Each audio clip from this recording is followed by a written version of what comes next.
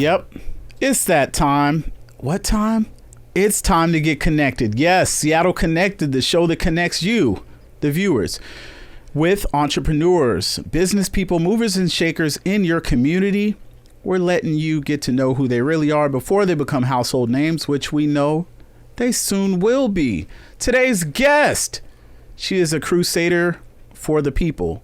She wants to make sure that you got not too little space, not too much, but just the right amount of space. She wants to make sure you find something comfortable and cozy, and maybe you can move away from those neighbors that's nosy. Please welcome my friend and your soon-to-be realtor, Amanda. Hello, hello. How was the intro? Very good. Okay. Did you come up with that like off the top of your head? I was right head? on the fly. Yes, that's what I do. You're awesome. Thank you. One more time. You're awesome. Thank you. I appreciate that. You know, I work hard for my guests. I want you guys to be comfortable. I appreciate you coming. Of course. You know, I'm happy to be here. This is cool. How was traffic? Bad. Was it? Yeah. Normal. Yeah, I know. She's like, Friday before 4th of July. Yeah. So, hey. Is it? It is. Actually not, because by the time people see it. Oh, shoot. Come on, Amanda. You're better than that. Come on. Continuity. Yeah. Time setting. No, it's all good. But yeah, so, man, wait, now, Amanda, you're not from Washington, right? You migrated up here? I'm from here. Oh, I thought you said you were from Cali. I was born on Whidbey Island. Okay. We moved a couple times to California, Wisconsin, but I have been here since 1996 straight since then. Okay. So you call this home now? I do. Washington's home. Okay. Washington is home. Yeah. Don't sound so depressed. Washington's home. It's just in us, all those clouds. That's no true. sun. Yeah. Yeah. Yeah. Very little. I'm smiling on the inside. I like that. Smiling on the inside. You just can't see it. That's what's up. So, Miss Amanda, realtor extraordinaire. Thank you. Wow. Yeah, man. So, how did you get into that field? Like, that's not really a field that I think we as kids say, I want to be a real estate agent. I want to be, because most of the time we're like, hey, I'm going to be Superman. Hey, I'm going to be a rock star. Or maybe, correct me if I'm wrong. Maybe you did say that when you were in elementary school. You're like, I'm going to sell you a house when you grow up. Or what did you want to be? When I was a kid, I think at one point I wanted to be like a newscaster. Okay. Like a journalist or something. Yeah. That didn't end up happening. There's still time. Oh, no, No, I don't think so. Yeah. I'm in it now. I'm in Okay. real estate now. Yeah. Before this, I was a pharmacy technician for like 11 years. Like many other people in the medical field, the pandemic burned me out. And I wasn't even in like straight patient care. I was working in a central fill pharmacy. Okay. So not really customer facing. And I still got burnt out. So I can't even imagine our healthcare workers that were really out there doing it. Yeah. Yeah. And I just wanted to pivot. I just felt like I had to pivot and do something where I could kind of do my own thing, be my own boss, kind of set my own path. Yeah. And one of our friends who was actually our agent, he kind of encouraged me. And so, yeah, I took the class, passed the test, got my license, and here I am. Here I am. Was this something that you thought about for a while before you stepped into the field, or did the pandemic just kind of... I had thought about it before that, but I think that time when the pandemic was going on was really like the catalyst for it. Yeah.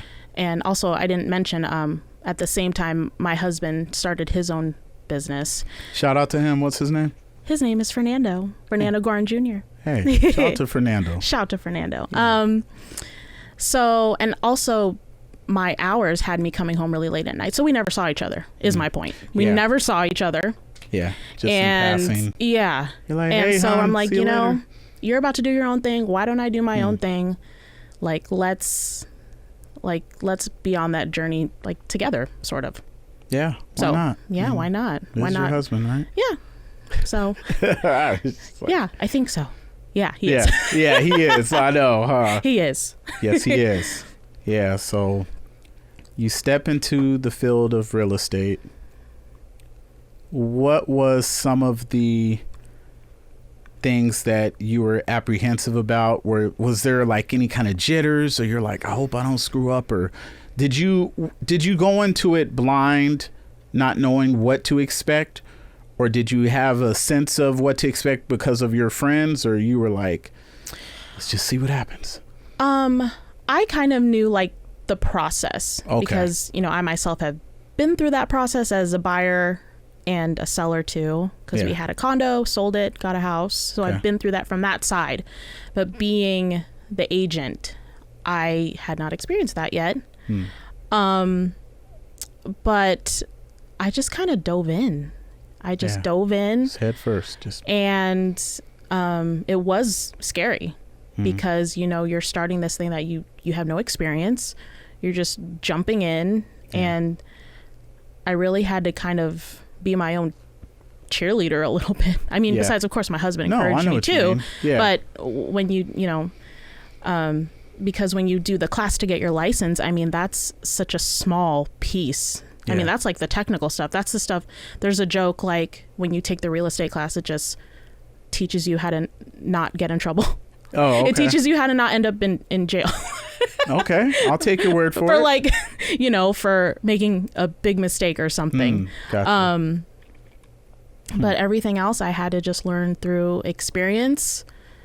I kind of got to pick other agents' brains and see what their experience is like and learn from them too. Right. But yeah, I just dove in. Just stepped out on faith, I guess. Yeah, and just really. made it Leap happen. of faith, really. And speaking of stepping, so when it comes to stepping stones,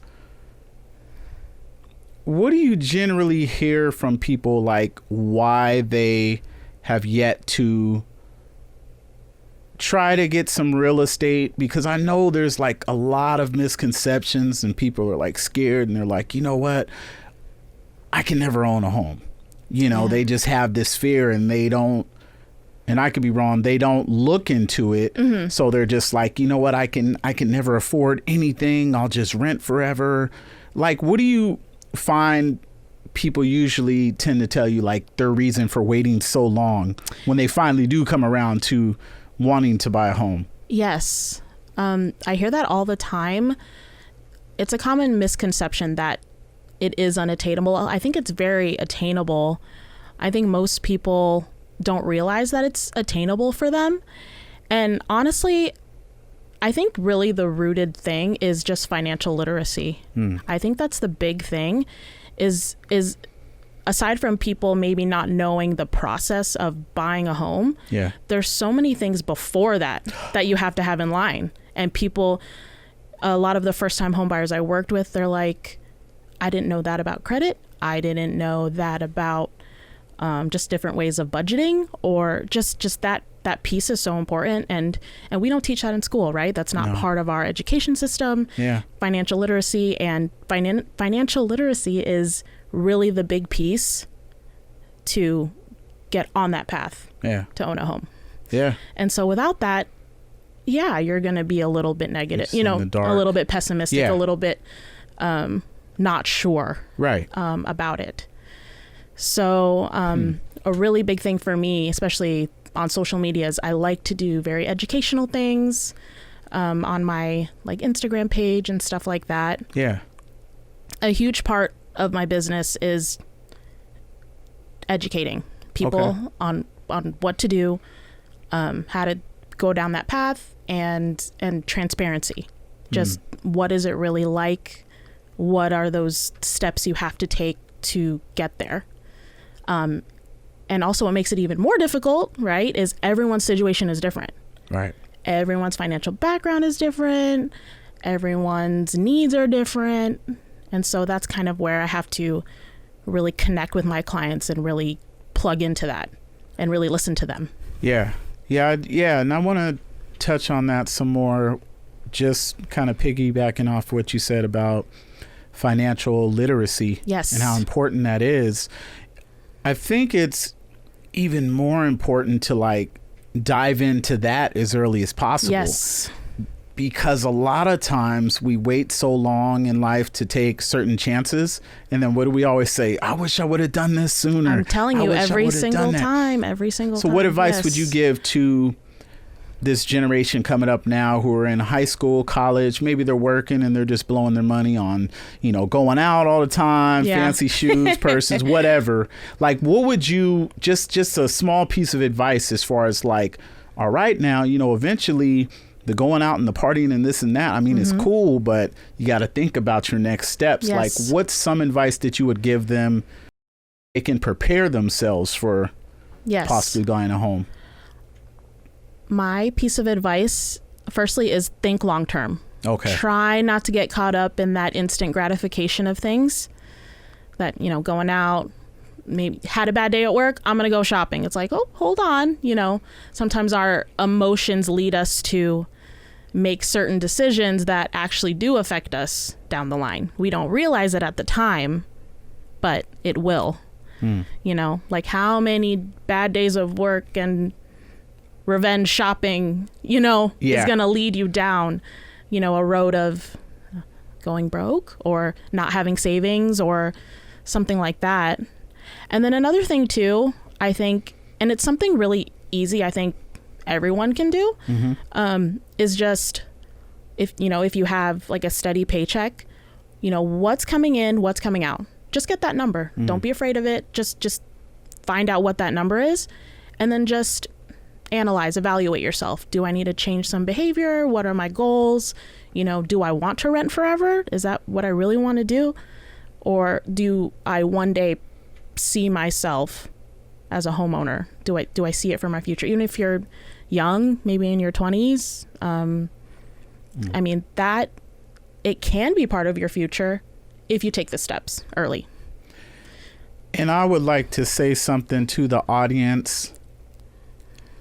Stop looking at social media when it comes to the life that you want to live. Yes. Stop looking at these mansions and things that these millionaires and billionaires have acquired and not taking any steps forward until you get to that level. Like, just come on, you got to live within your means. Like you were saying, you got to live within your means, see what's going in, see what's coming out.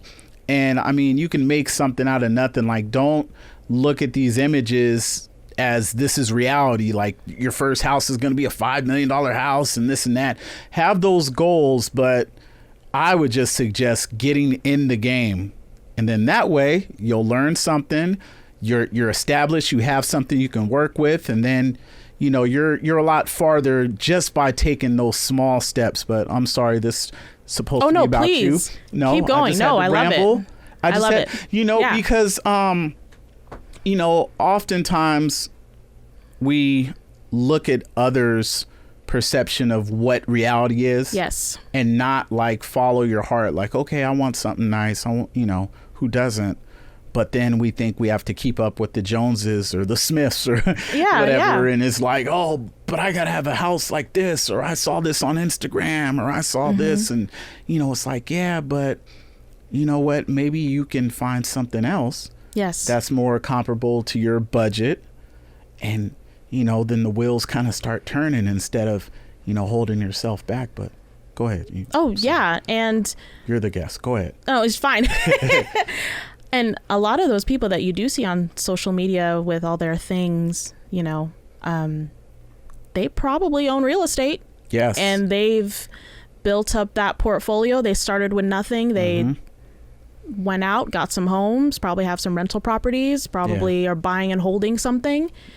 And they made some good money and bought some nice things. Not saying you have to do that. That's the path they chose. But that's one way to financial freedom, is really investing in real estate, because it's something that always appreciates and it's a commodity. Yeah. You either rent or you own, or unfortunately, if you can't do those things, you're unfortunately maybe houseless, which is sad. But or couch surfing. Yeah. Or couch surfing, living with roommates, have to live with mom and dad. Like, how long are you going to live with mom and dad?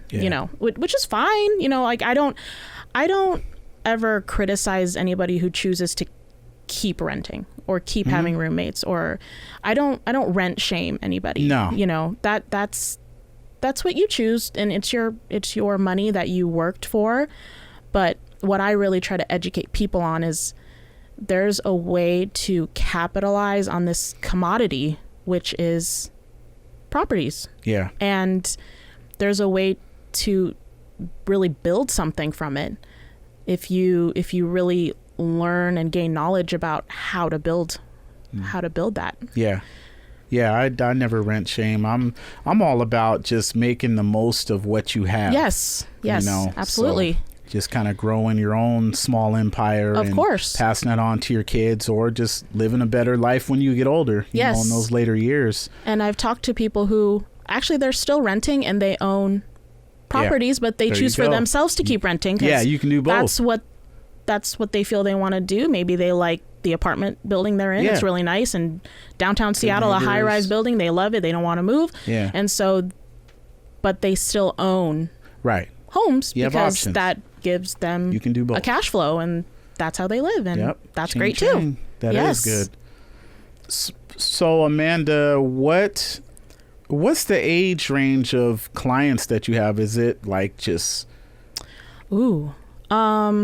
I would say probably mid-20s. Okay. All the way up to maybe late 50s. Yeah. So, yeah, it's a pretty big range. And you see different tastes and styles and what people are looking for. All kinds of, everyone's situation is different. And I really make sure I try to listen to them above anything else, because what I do is I represent people in the biggest purchase of their life.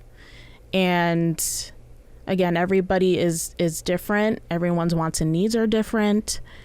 And I really have to pay attention to that, because my goal is to give them a good experience, because then they'll refer me to more people. That's how I grow my business. It's not chasing that one commission check. Right. You know, if I get that one commission check, what if that's the only check that I get, and then my career's over, and I don't really pay attention and hear people about their situation. I mean, that is the most important thing for me. This is true. I was going to ask you, how do you connect with your clients? Like, do you have these referrals, you meet them? Do you just say, all right, let's go look at some houses? Or do you pick their brain and say, okay, what are you looking for? Because I know if someone really doesn't know what they're looking for, that can waste a lot of both parties' times. So do you like to kind of see what their personality's like? You know, if they have a family or not, or space or location, like what's that process like? Yes. So if somebody seeks me out, the first thing I ask is, are you already pre-approved with a lender? Because that's a huge piece of it before we can even really start touring properties. Another really important thing is location. That's important, because that's the one thing about a home you can't change. You can't change it. So once you decide on that spot, that's the spot. So that's a really big one too. I was going to go back to what you said about being pre-approved. Yes. Can you tell the people why that's important? That is important because if we put an offer in on a home, the listing agent and the seller are going to ask, where's your proof of funds? So you're either paying cash or you're getting a mortgage. So your proof of funds, if you are getting a mortgage, is your pre-approval letter from a lender. Okay. So that's a really important piece. Yeah. So once you get that pre-approval letter, and that's based on credit amongst other factors. Yes. And then you see, okay, I'm approved for this amount. Let's go shopping. So then that's when they reach out to you, and then you. So you'll probably hear different things. You might even see some lenders like on social media that'll say, hey, reach out to me. And they'll refer you to a realtor, or you could seek out a realtor and they'll refer you to one of their lender partners. Either way, I mean, for me, I would love if people sought me out first, because then I can refer them to the lenders that I work with, that I trust, that I have a relationship with. And that's really important, that a realtor that you seek out has those relationships with lenders, because we really work behind the scenes together, like going back and forth, texting back and forth, calling each other back and forth, like, hey, I'm about to show this house to so-and-so. What's the payment? What's the closing costs? Like, will this work for them? So it's really important. That's definitely a green flag. Does the realtor you're seeking out have some amazing lender partners? That's really important. Yeah. I like that, man. I like that. So what's your daily schedule like? Oh. She's like, I wake up late. Wake up, check email, okay, make some calls, see if I need to schedule some showings, see where people are at with the pre-approval process. You show up to their residence currently and say, let's get this going. Like, let's get this going. Connecting with my lender partners, checking in on them. Yeah, just a lot of communicating. Yeah. Communicating all day. Okay. All day, every day. Okay. So how did you get your knowledge of real estate before you got your license? Were you just reading a ton of books? Were you finding YouTube tutorials? Like, what if there was someone in here now and they said, I want to jump into real estate as well. I want to be a realtor. Or I'll tell you what, how about I just want to educate myself so I can go into this process without a blindfold on? Where would you send them? What would you recommend they do? How could they, kind of strengthen their knowledge of the real estate business? Yes, if they wanted to begin or start. Go out there looking for a home. Oh, if they're a potential buyer. Yes. Okay. I would say Instagram and TikTok. Believe it or not, there's some really awesome realtors and even people in the mortgage industry on there that have a ton of knowledge, a wealth of knowledge. Yeah, for free. For free. Yeah. Hey, for free. Don't forget about that. For free. No excuse. No excuses. And I actually follow a lot of people in the mortgage industry because that is such a huge piece. I feel like even though that's not my part of it, I'm the realtor in the situation. I feel like I should know about mortgages. I think, again, going back to educating people, because I feel like that's such a huge part of the process. I should have that knowledge. And I do follow other realtors too that are in different areas of the state, even out of state too. I follow a lot of agents that are not in this state too. And really, social media is just a wealth of knowledge. It is. Some stuff on there, not so great. Yeah. Hey, be careful. Bad, but bad. Ton of information on there. I follow, there's this one, I'm blanking on their Instagram handle. It's okay. But there is this one person who works in the mortgage industry. They're pretty well known. And every single day they post something, and I always learn something new that I can share with my clients. Like, hey, there's this loan product. Hey, down payment assistance. Hey, like all this stuff. And I really use that too, so I can share with my clients. Now, tell me about a time when you found that perfect home for someone. Ooh. And they just couldn't believe it, and they just knew, and they just broke down in tears. Like, this is it. Okay, this is I have a story. Oh boy. I have a story, and it's good. Okay, all right. It's yeah. Even if it wasn't, it's a good story. Myself. Go ahead. I got referred to a couple from Montana. They were selling their home in Montana, moving here. They were in the middle of selling it, came here just for a short while, maybe like a month, to look at homes. Didn't find anything. They had to go back to Montana to finalize everything for the old house. And when they had gone back to Montana, there was a home that came on the market, and they put in an offer sight unseen. Wow. And it got accepted, and everything was good. They came to see it in person, like, I think a day or two before we closed. And they were just like, no way. Like, it looks like the video. It looks like the pictures. Like, this is amazing. And that made me feel so good.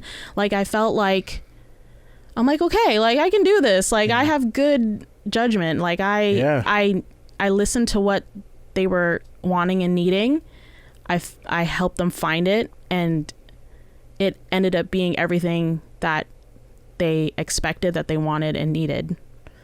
And yeah, that was crazy. That shows you how much they trusted you and valued. Yeah. And I wasn't sure actually about sending them. There was like a video with the listing. I wasn't sure about sending it because I'm like, they're not here. Like, this is kind of, I mean, I'm not sure. This house is really beautiful. Yeah. I think it's it. Like, I have this intuition. So I'm like, you know what? I'm just going to email them. I'm like, okay, this just came on the market. Here's the video. Here's the pictures. Here's the link to the listing. Take a look. Tell me what you think. And they're like, Amanda, I think we want to write an offer. I'm like, are you sure? They're like, yes, we want to write it. It's a beautiful house. I'm like, okay. And it worked out. So that was really awesome. And I'm sure even if it wasn't something that was per se your taste, you still wouldn't steer them away, because this of course is about not. them. This is about steering keyword, that's illegal. Yeah. Oh, okay. No steering. Steering means like you, just like you said, pushing people away from something. I have to. I cannot. You don't let your personal feelings get involved. Nope. Because it's about the client. It is about them. It is about them. 100%. Would you say that's the best part of your job? Yes. My favorite part is handing over the keys. That's my favorite part. Nice. It's literally like that. Yeah. And you just, their life changed. Boom. Mission accomplished. Yes. It's the best. Do you ever get emotional when? Sometimes. I think the current buyer I'm working with, I'm going to. Okay.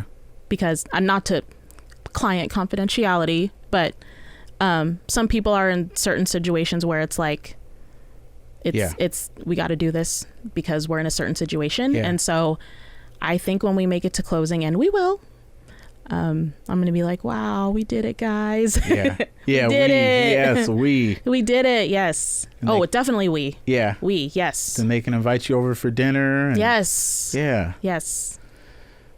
Amanda, I know there's a lot of people who are watching this and they're taking notes and jotting down things in their iPhone, and they're like, I didn't know that. You know what? I need to look into this. How can people reach you? How can they get a hold of you or pick your brain if they have some questions, or they're like, I'm ready. I want to get pre-approved. I know, they're all pumped. They're like, yes, I'm doing it. Yeah. So how can they get a hold of you, and how can they see what's next? So you can follow me on Instagram. That's the best place to reach out to me. All my info is there. My Instagram is Amanda, Amanda, for FOR, real estate, REALESTATE, Amanda for real estate. If you click the link in my bio, everything is there for you to get started. So I hope you'll follow me and like some of my posts and send me some messages. Yes, please. And please. Amanda, any shout outs you want to give? Yes, I want to shout out my husband, Fernando. Yeah, shout out to him. He's waiting for me right now to get done with this thing. Okay, yeah. He's waiting in the car with the dog. See, he's a good man. Yes. Amanda, thank you for not only being on the show, but giving our audience some game, giving them some tools that they can use and they can pass on to someone else. And it's even better that it's free. Hello. You know, this is information. Knowledge is free. Knowledge is power. And they can use for years to come. Yes. And that is a beautiful thing. There's people out there charging you for advice like this, and you just gave them a lot of tools that's going to help them. Of course. I do not charge for advice. DM me. Send me some messages. Ask me questions. That's what I'm here for. That's what's up. Thank you for being on the show. I appreciate it. Thank you so much. Of course. And thank you guys for watching as well. Making sure we stay the hottest show on the internet because we have the best guests. Come on. And like I always say, it's important to take care of others, but please make time to take care of yourself. Until next time, stay connected. Peace.